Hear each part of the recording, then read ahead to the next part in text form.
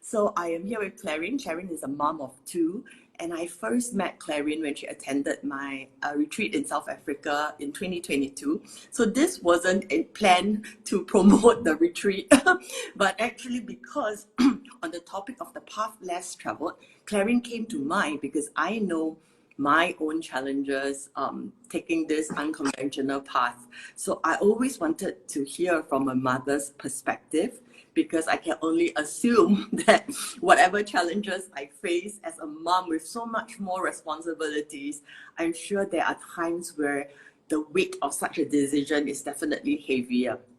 So this is why I invited Claryn. So I'm going to briefly introduce my dear Claryn here. So Claryn worked a corporate job, and she was doing that for 13 years before she left in 2018 when she was pregnant, and her plan initially was just to rest for 1 year and then heading back into the corporate world. However, shortly after giving birth to a second child, she fell sick, and that's when the doctors told her she would have to rely on blood thinners for life. But she refused to accept this as kind of a life sentence, and that set her off to explore her options, and it led to her veering off. I guess that's the start of her veering off into the unconventional path, the path less traveled. And today, Claryn is a motherhood and wellness coach. So hello, Claryn. I'm going to ask you to start us off by sharing what made you decide not to rely on that doctor's suggestion to take blood thinners for life. I guess back then I was maybe 32, in my early 30s. And when the doctor told me that I need to take a medication for life, for me it's like, for life, I would probably have another 30, 40 years. And I didn't want to be on a medication for like a long term. So back then, and especially blood thinners, because during the treatment, I was on blood thinners. So my lifestyle, my diet and everything has changed, because there will be excessive bleeding if I get cut, or I'll be easily bruised and things like that. So for me, it's like blood thinner for life is definitely a no-no. I don't want to live a life in fear, like I would easily get excessive bleeding or something happen. And I also wasn't willing to trade off like not doing, because I love outdoors. And going outdoors means higher risk of being injured. I didn't want to trade that off. Yeah, so then I started thinking like, if I don't want this option, then what other ways can I help myself? And that's where I started exploring like many other things that maybe my family members don't approve, like friends around don't approve. Whenever I go to them, they will just tell me like, just take medicine or just take law, it's okay. Yeah, so back then that period was quite a challenging period for me. Working on the emotions that come up, the fear, and trusting that trying something else can help. I think that part was really the darkest moment of my life. Yeah. But would you say that it was also a knowing within you that, okay, I definitely want to explore other options before even just blindly following the doctor's suggestion? Yeah. It is very strange. I don't know how to describe, but I can feel the inside is I will not say yes. Like even my doctor, every visit I will discuss with him like, is there any other options? What are the risks? Until the very last appointment, he asked me, because I asked him like, what's the difference with taking and not taking? So he used insurance as a description, saying that if you take the medication, you are covered under the insurance. If you don't take, then you are not covered. Yeah, so at the last appointment before I step out, I told him that I decided not to take, and then he got a shock. Yeah, and he asked me, just curious, what other alternative method are you trying? Yeah, so I just told him back then I was using essential oil. So I think that was the first go-to that I will try out. And then he kind of like, are you sure? I said, I'm not sure, but I will try it out. And I started going into looking into emotions, because like I also read like our emotions will affect our organs, and our body will come up with different symptoms because of certain trauma or emotions that are not healed. Yeah, so then because it's blood related, I read an article that is relating to relationship with family. So back then, my relationship with my dad wasn't good. It is from like growing up years. So there was some unhealed tension and things like that. So that part, I also try to figure out how to resolve it while supporting myself physically. And there are other modalities that I tried. One of it is body talk, and body talk is like an alien word to me. And back then, like, oh, okay, our body can give signal and something. So what I did was my friend, she was doing, she needs someone to practice, and then I was quite close to her, so I went to her and said, maybe you can practice on me. Yeah, so I think that part kind of like soft a little bit, and I went to another practitioner and she did a few sessions with me, and that I've actually felt a shift also. Like I'm always very amazed, like certain things cannot be explained in the 3D world, but doing that kind of like, I do see shifts in my around me, and my body feels different. Yeah, so I think that was quite impactful for me as well. Then later on, I also did, I actually joined a 3 months coaching program. Didn't know what the coach is going to do, but it felt like maybe this person can help me. And she talked about things like feminine and masculine energy. She does meditation. Every time when we do the coaching program, there's meditation, and she does inner child healing. So back then, for me, is like this whole thing is a very woo woo, and actually I don't know, but the inner knowing is I think this can help. Yeah. So that also kind of like shifted me a lot. And then the other one I went is your retreat. And I actually first got to know you is actually the gong sound bath session that I joined Lito Academy and they arranged. And it was during the COVID period. I still remember. I Yes. just went for it, not knowing what's that as well. Yes. Yeah. So with that session with you, I actually also felt very different because I was having rashes actually. And it didn't go away until after your session, the rash portion actually got better. And I was quite surprised. So during the session, I was in a state, I think I went up to you and say, I was in a state that I was awake but asleep, but I'm not sure whether I'm awake or asleep. Yes, now I Yeah. remember. Yeah, so I think that was the time you told me probably your body went into a resting state. Yes. Yeah, and it kind of like do its work to heal certain things, and that's where I felt that the rash got better. Then when I saw you sharing about the Cape Town retreat, I was also like, the inner knowing is, okay, I want to go. And I've been to Cape Town twice before I went for your retreat. So that place has a kind of, I don't know, it attracts me. And actually, I didn't know what you're doing and what's inside your program. I just feel like, okay, I think this is where I want to go. And I just asked my husband. And that was the very first trip I went without my kids. Yeah, so it was a very big not hurdle, like a big leap out of comfort for myself and actually for my husband. Yeah, and during the retreat, I think what was very powerful shift for me is actually the constellation that we did, the shamanic constellation. Also, like I don't know, like a very new modality and quite woo for me, but surprisingly, what went through kind of like makes a lot of sense. And when I came back from the retreat, I was sharing with Yichong, like, so after we came back, then we need time to process, right? Like let everything settle in.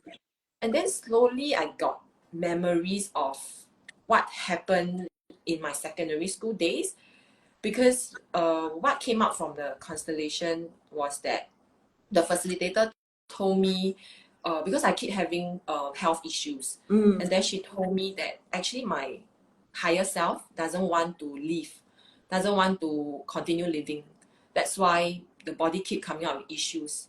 So I need to, so subconsciously that is what is going on. That's then when I came back, I realized that in secondary school I actually have this thought that my life is short.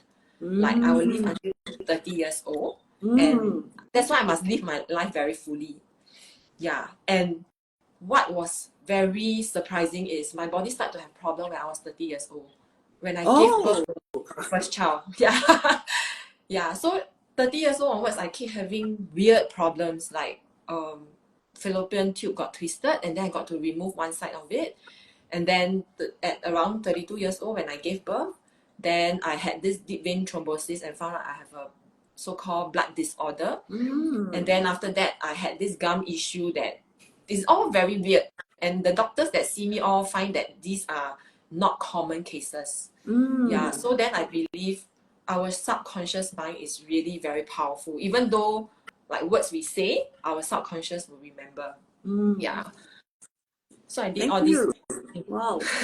Very, very interesting. And I think the common thing I've heard you sharing so far is that you seem to have a very, you are really pretty in tune with your inner knowing. Even if you don't understand, even if your mind doesn't understand it, it sounds like once you can kind of have the sense that, okay, I think this will help me. I believe I sense that I should be there. This person can help me. You just go for it. Without trying to fully understand with the mind, you actually give yourself a chance to experience it, right? Yes. Yeah, I Interesting. guess at that stage I was really desperate to find a way. So whoever that comes along, I feel like this person can help, I will just try. Yeah.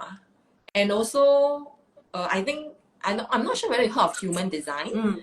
I think knowing my own human design helps because my profile is 3-5. I'm a life experimenter. I have to really try it out to know whether it is for me.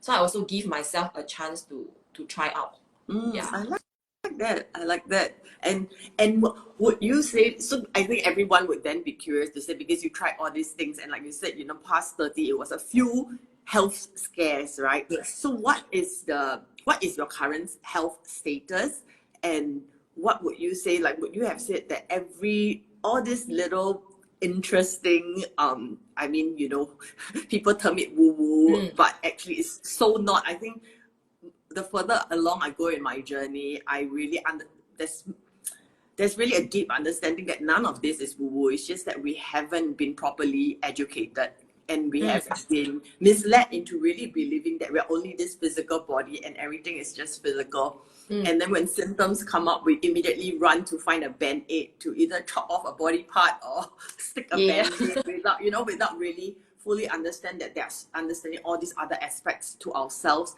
that can manifest into the physical as symptoms, right? So what is your current health status? Have you seen improvements after trying out all these various modalities? Which has been the most impactful for you? I think right now I am not on blood thinner after 1 year during the treatment. So I doing all this. Actually, I don't see any problem so far. And then for my gums issue, I went to do braces also to help with the bite. And actually today I just went to my body talk practitioner because like I feel like I need to see her because another dentist wanted me to do a lot of procedure and cost like more than 10K. So I think with that concern, and I feel my body is not ready to go through. I wanted like to get some help. Yeah. So after seeing today, I felt so relieved because she was telling me that actually I don't need to do anything if there isn't any concern so far. Because she said if there's no symptoms that come out, actually you also didn't know that there's this condition. So for me, it's like, okay, actually all is okay. I just need to manage my stress level. Then actually she said I'm healthy. Yeah, no problems. So Great. hearing that, I felt really a huge relief because it's been quite some time that I'm hearing that I'm healthy. Because after every few years, then something come up. Interesting. Yeah. This someone is asking, so your higher self wants to live to what age now? Oh, okay. This one is interesting because I did human design coaching with Dan. And during the session, he also did a modality of coaching for me. And in my meditation, it is 80 and beyond. Wow. Okay. Because when I said a figure lower, right, then he asked me, is that what your body feel? Then my body feel uneasy. Then he said, okay, feel what is the number that feels comfortable. So the number that came out was 80 and beyond. Wow, Yeah. that's a plus 50 plus to your initial Yeah. what you were saying that you had a thought of when you were young that it would be to 30. Okay. Wow, I'm so happy to hear that you took this you took the the chance, right? Not to simply just listen to what the doctor says and then you try your hand at all this. So what I would like to know also is how did you go from, because initially your plan was to rest just a year and then head back to the corporate world, right? So how did you end up not going back to the corporate world and then becoming a motherhood and wellness coach? What was that? Okay.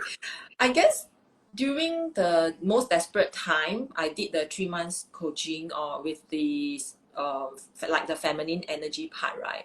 So I continued another 6 months program, and during that program, the coach asked me, actually, what would have I ever considered like going into coaching other people? At that point, I wasn't sure. I told her I'm not sure, and I don't know what's involved. So she said it's okay. You just do what is joyful for you, and then you just try out. So I guess along the way, I just try out different things and start to share what I have benefited from coaching. And I had actually my first client having a very huge shift in her life, and then I had another 2 or 3 clients also had shift, and then I felt that actually this is a profession that I enjoy. Like I really enjoy, because when I was young I like to teach. So I realized actually maybe I don't enjoy teaching as a profession like in a school, but doing coaching and sharing about wellness is also a form of teaching.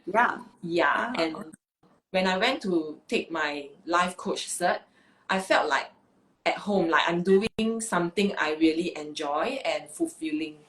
Then I decided that yes, coaching is the path that I want to continue and figure out how to make this work. Yeah, so I started like trying different things and continue in business. Yeah. But I think most people would probably be wondering, like, how do you make that?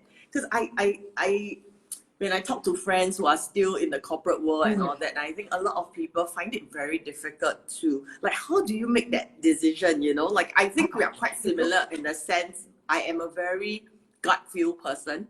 So I always go by my inner knowing. So even though my mind cannot keep up with it, I will also just chung first, chung first and worry later, right? You know, Yeah. what's the worst that can happen? That's usually what I will, how I have been a risk taker in that way. But I think people would be curious to say, especially as a mom, you have 2 children now, right? You just gave birth. And then you are also dealing with your health issues. So it's like suddenly a lot on your plate, a lot of big things on your plate. How did you find the confidence to say, okay, the corporate world has to be put on hold. This is no longer my priority. And then, you know, how did you switch to say, okay, my health is from what I'm hearing, and correct me if I'm wrong, it sounds like you make health your priority. Yeah. So how did you decide? You know, because a lot of times people, I think the more common and easy route would be, I'm just going to listen to the doctor, right? I take my blood thinners for life. I go back to work because I need to earn money. Now I have 2 children. Yeah. Okay, So, I guess support from husband is very important, to be honest. Yeah, and also he is also concerned about my health, because if I'm not healthy, then I guess also for him it's not easy. So we did talk about it, and I think he also see a lot more joyful my joyful self when I'm doing business more than when I'm in corporate. And in corporate, I really work late, work long hours, and even bring work home and stuff like that. So to leave, I think that is the huge leap, like we need to cross. And actually, I was very afraid to leave back then, honestly. But I was looking at my director's room, thinking whether is that the career path I want, and do I see myself in that position. But for myself, the answer is no. If no, then I don't see a point staying. So after leaving and trying, like figuring out doing some business, I find that this is something that I want to continue doing. And whether it gives me the bread and butter is another question that I think at some point we need to make practical decisions. But I guess for me, if I'm not healthy, even though I go back to the corporate, I wouldn't be able to produce the quality of work, and even the mental state and everything will not be there. So I don't see like that's an option for me, because I will then go back to the same loop. Yeah. All And right. Okay. so when I look at the jobs that I want to apply, I also see like it's like I don't want, like you know, the feeling of wanting to apply but no, I don't want to be back there, that kind of feeling. I know I'm that sure feeling. yeah. Trust me, I know that feeling. Yeah. So if that's not like, because I'm more in tune to my own emotions and physical being now, is like if I don't want, then why do I still want to throw myself into that?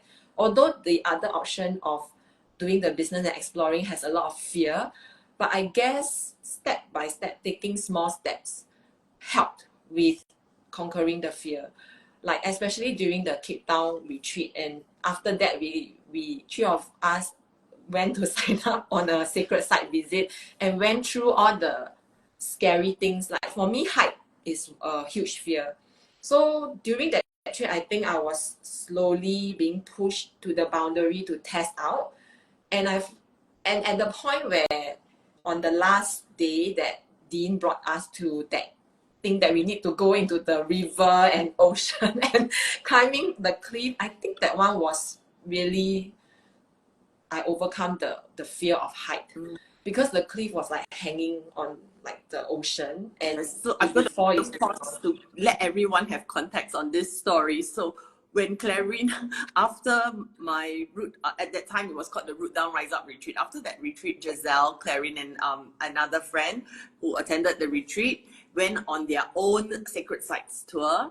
And they have done things that even I have not done, because these three women, I don't know, especially Giselle with her 20 fearful questions, they crossed a river that was chest high. It's cold water with their bags on their head, and they sent me a photo of the three of them, and I really was like, what is going on? And I know Claryn has a very bad fear of heights, which I have yes. too, and then she showed me a picture of how she conquered it at the top, and I was like, wow, you know. So that's the context for everyone who's wondering what Claryn is talking about. Okay, please continue, Claryn. Yeah. So I think that trip helped me work on a lot of my fear, and then knowing that the fear is just in the head and not the real fear that will, I mean, there's some danger to it, but with support around and with help, we can overcome it.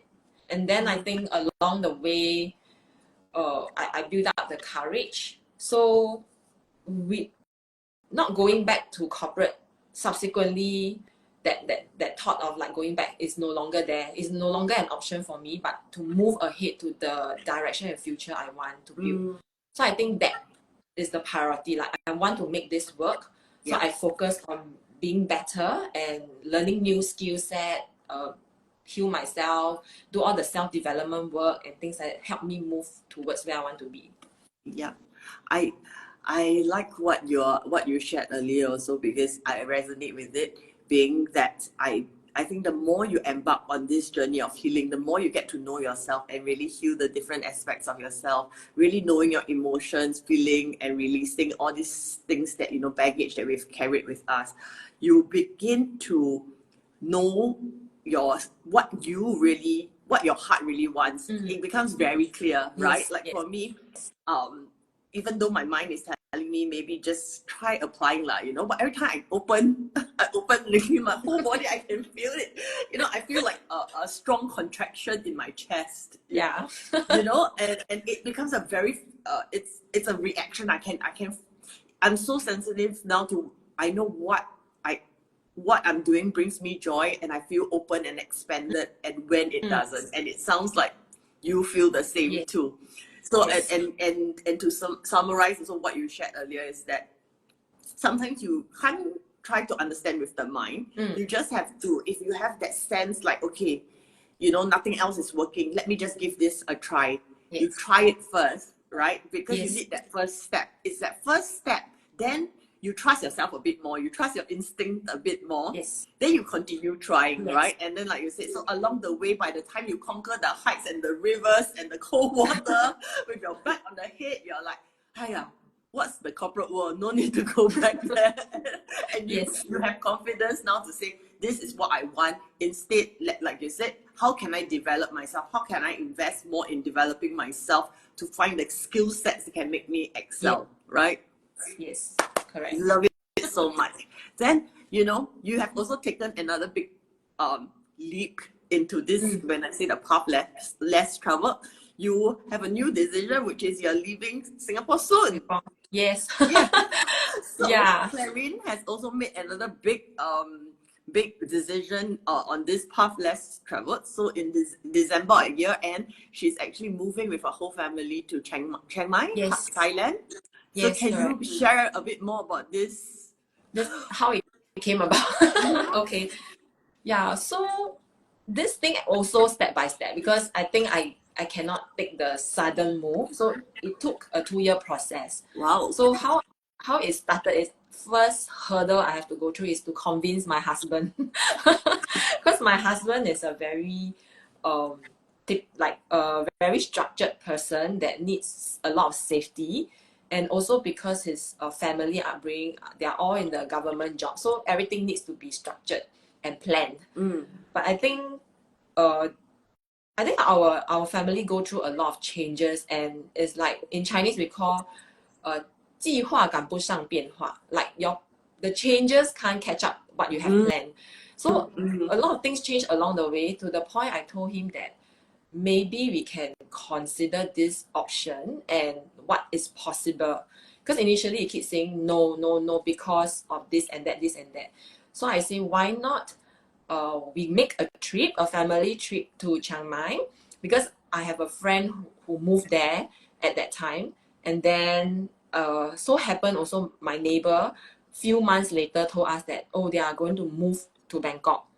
So I think with these two that came in like signs for us to consider, he started thinking that maybe I can just go there and take a look. So I say, don't keep your options closed, go and meet people, talk to people. So when he was there, we were visiting schools and see what are the options available, and he met other Singaporeans who moved there and talked to them, and then he started thinking, actually that could be a possibility for the family. So from then on, we started planning, and I think step by step. And I think for me, because my husband is not moving together at this stage, not yet. I'll be with the kids alone. He's more worried. And I also took little steps to make myself feel safe to step out. Initially, I was a bit afraid, so I say maybe I do a trip on my own first. But before this solo trip, I so happened had to go for a solo trip, which is my very first trip. I was also damn scared when I was going for the solo trip in Vietnam. Yeah, so I also received coaching, and during the trip, I get guidance. Like I meet people that talk to me, and they told like this. Okay, I rewind back. So during the trip, I went to a restaurant. It's a local authentic Vietnamese restaurant. So after eating, I met the boss, who is a Caucasian. And he told me, oh, I actually lived in Singapore for 8 years and living in like Hougang, Sengkang area. And he just told me that actually this place is very safe. It's safer than Singapore. So just enjoy yourself here. Then for me, it's like, oh, the universe sent someone to pass me this message that is safe here. Then I moved to another city, and then last minute I managed to squeeze myself into a walking tour, and I met another lady. She's a Chinese working in Singapore, and she's been solo travel in this city. And she told me, yeah, I was here for the past few days and I felt very safe here, so you can enjoy your time here. So for me, it's like, oh, okay. Like I feel like I went into a place that I was very scared, but slowly I overcome the fear and build up courage, and I am guided.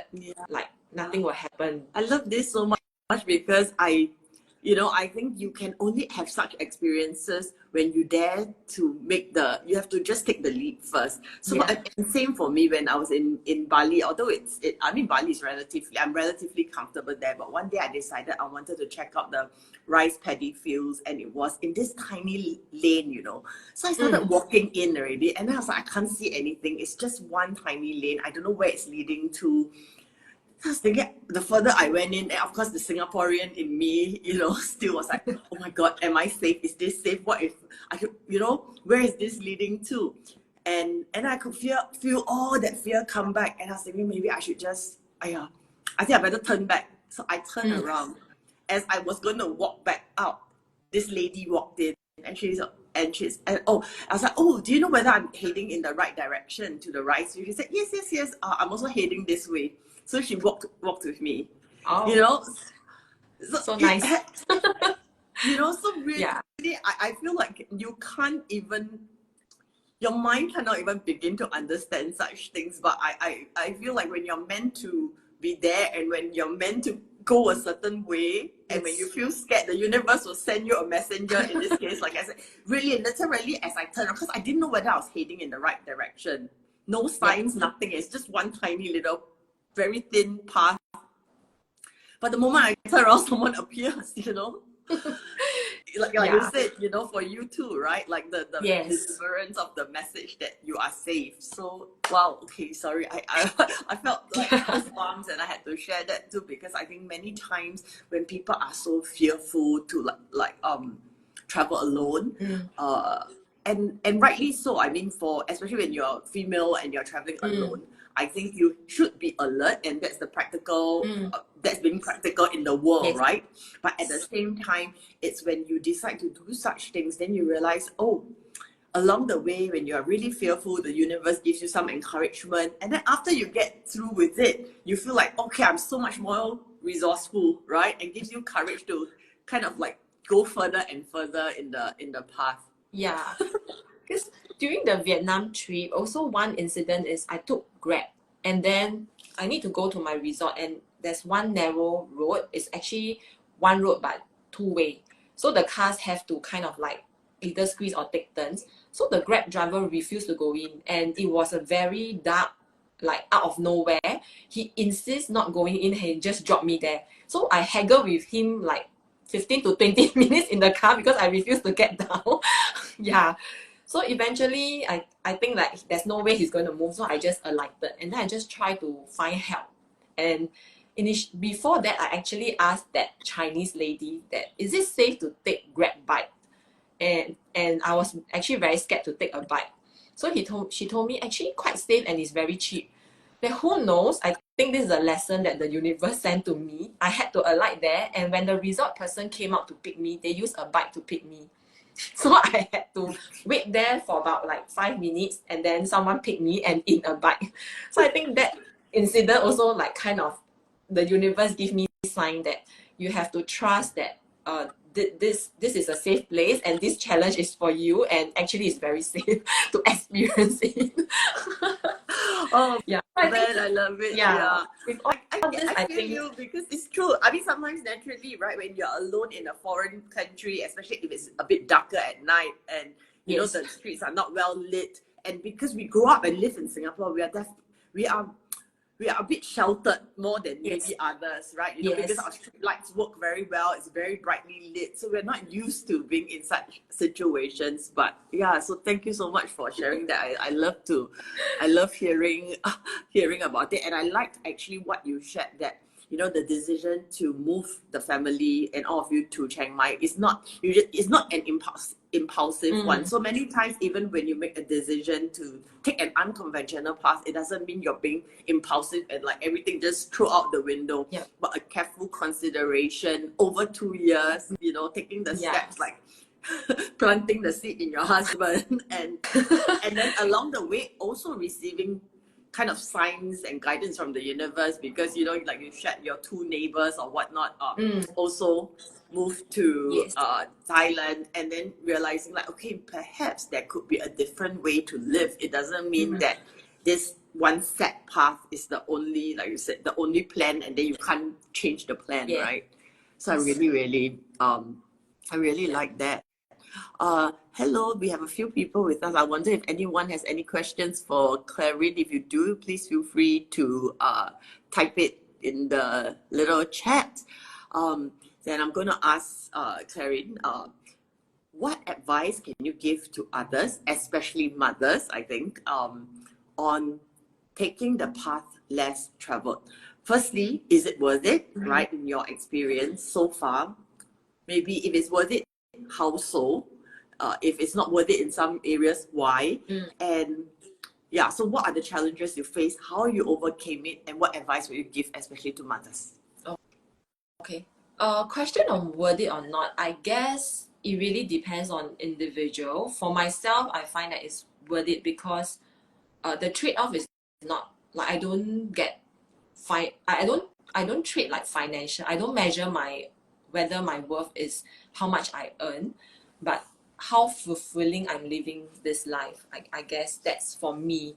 Because I always ask my husband, like, if you work so hard and you save so much and you want to pass down to the kids and create so much, but in this life, at the end of it, you realize that you don't get to enjoy anything, you don't get to experience your life, then what's the meaning of living? So that's the question I asked him. And I say for myself, because last time he used to say he wants to buy a condo under my name and everything. I always tell him, please don't give me that. I'd rather you give me the money so that I can go and enjoy or experience life differently. So for me, it's worth it because I really get the trade-off of time, freedom of time and space to experience many different things. Also, like focus, like figure out parenting of my kids and really learn many different things, get to know different people and speak to different people. I think that for me is I find that it's worth it. Yeah. And then advice for other moms would be, I guess we need to first take care of ourselves. Like I feel in the past before I went for the Cape Town retreat, I was very constrained. Like I feel every time or everything I do, I have to consider my kids first. And actually I don't feel like joyful. Although, like society always say that mothers have to think for the kids, and like my mom would tell me everything is the kids first. I feel very restrained, like this is not what I wanted. Yeah. So when I take care of myself, I really like know or enjoy what I want to do. I guess that's when the heart's open, like I feel a lot of freedom. Yeah, freedom to choose and to do a lot more things. And the practical side is really financially before leaving the corporate job. Does it make can you actually have enough, not enough like to sustain you for the period of time that you're looking at? And when you're leaving also, what is it that you want to do? What are you looking for? And where you're moving towards? And not like leave the corporate and then maybe stay at home and watch Netflix and everything. I think for me, that's not the life I want. And I cannot sit still. So I would try to find something that grows me and not keep me at where I am. Yeah. Yeah. And also, yeah, I think the financial part have to discuss with your partner, your husband, like how to make it work. Yeah. And what's the timeline you give for yourself. Yeah. Yeah. I like that because I mean I think a lot of times is like when we take a path that's unconventional and decide like, okay, we are not going to, just because society tells us this is the way it should be, we don't want to be defined, we don't want to live by those rules, but that doesn't mean you do it in a way which is totally haphazard without any sort of consideration and plan. Of course, the plan can never be fixed, because once you go into a path like this, it means that there is some surrender in a sense where you're going to listen to your heart to guide you. But at the same time, we are still living in this world and in this reality where there are real concerns, right? So do you have sufficient funds? How long is it going to last? Plans like that. If you have a family, you have to talk it through and communicate this, right? And in your case as a mother, what I'm hearing you say is that you've realized the importance of actually putting yourself and filling your own cup first. For you, Yes. that is a priority because that allows you and gives you the, I would say, confidence and presence to then be a better mother in this role that you choose, like not going back to corporate also gives you more time with the kids, right? Yes. Yeah. Yes. Yeah, so I think it's very practical stuff that can always be like these challenges can be overcome. Yes.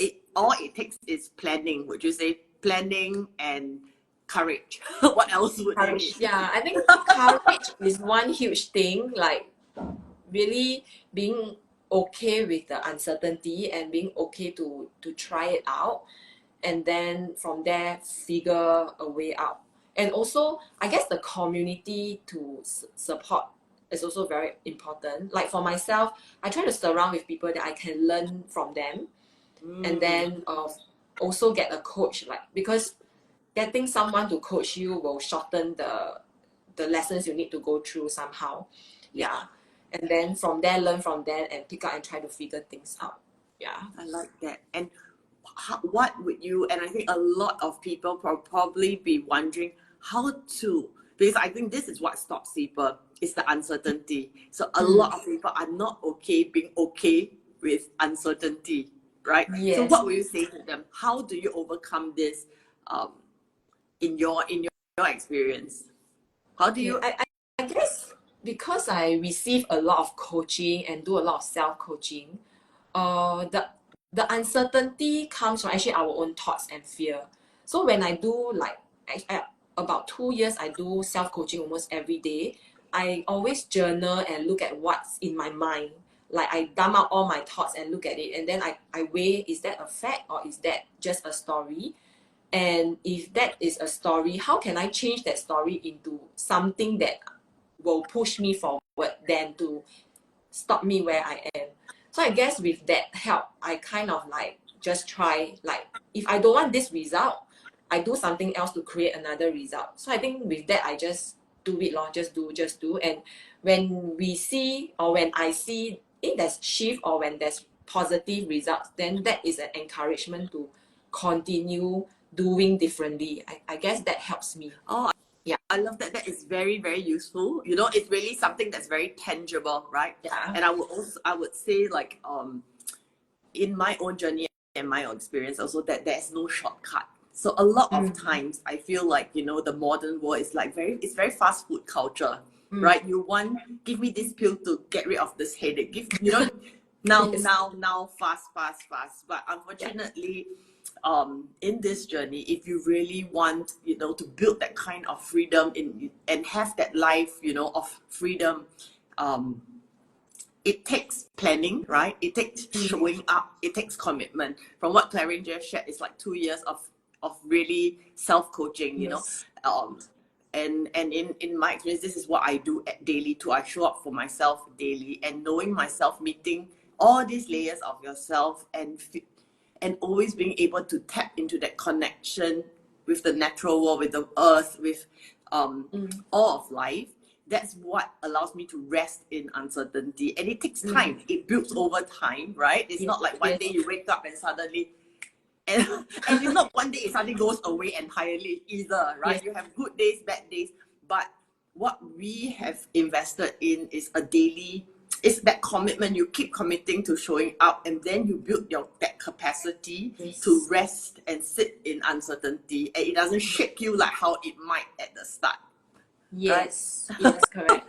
Yeah, but like Yeah. days that are not good, then just be okay that where I am, and then wait for the emotions to pass through. We will actually, I think for me like I will bounce back, and then from there write on the energy to move forward. I think that helps a lot, rather than I also seek help lah. Like I also get accountability buddy to like check in every week, to commit to like what I want to achieve, and then what was the result at the end. And if I didn't achieve what I want to achieve, what is going on?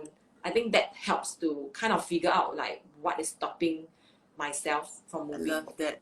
Yeah. So it's the showing. I mean, there was self-coaching for 2 years. Yeah.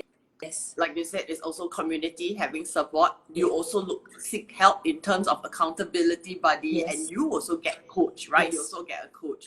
So it's really a commitment. I agree. Like, we have to invest in ourselves, because it's only through investing in yourself that you can actually reduce the fear.